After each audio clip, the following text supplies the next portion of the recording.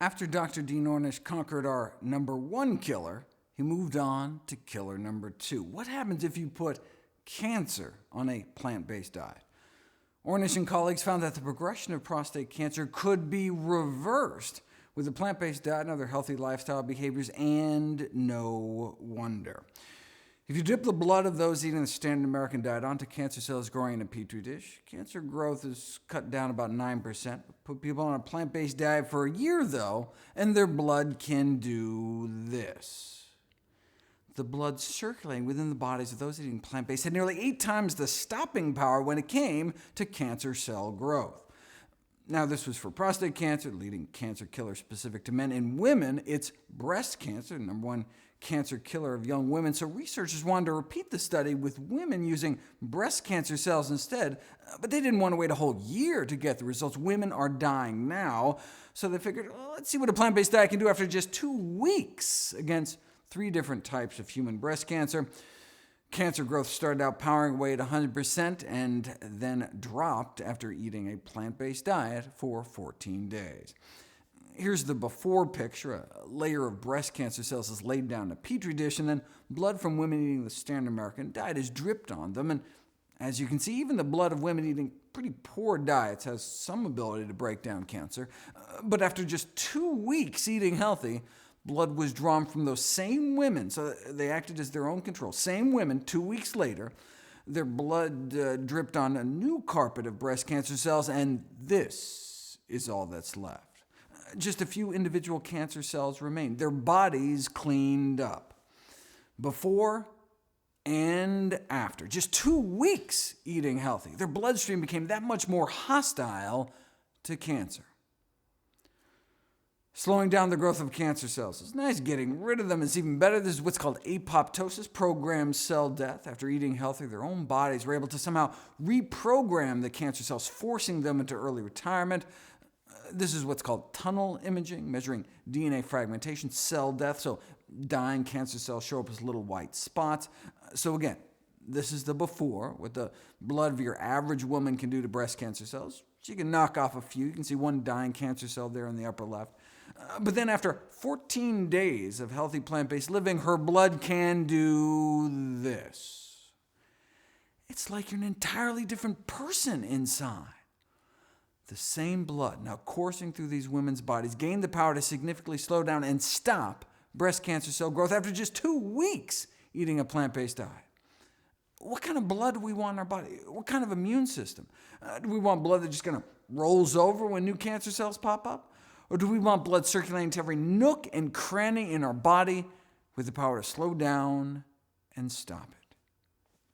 Now, this dramatic strengthening of cancer defenses was after 14 days of a plant-based diet and exercise. They had these women out walking 30 to 60 minutes a day. Well, if you do 2 things, how do you know what role the diet played? So researchers decided to put it to the test.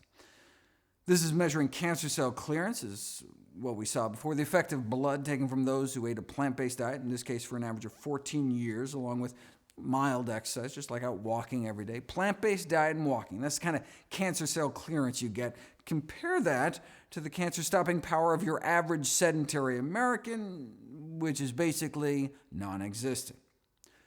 This middle group, though, instead of 14 years on a plant-based diet, 14 years standard American diet, but 14 years of daily, strenuous, hour-long exercise like calisthenics. The researchers want to know, if you exercise hard enough, if you exercise long enough, can you rival some strolling plant eaters over there?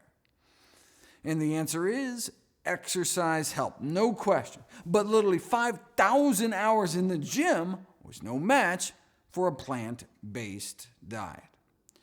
Same tunnel imaging as before. Even if you're a couch potato, eating fried potatoes, your body's not totally defenseless. Your bloodstream can kill off a few cancer cells.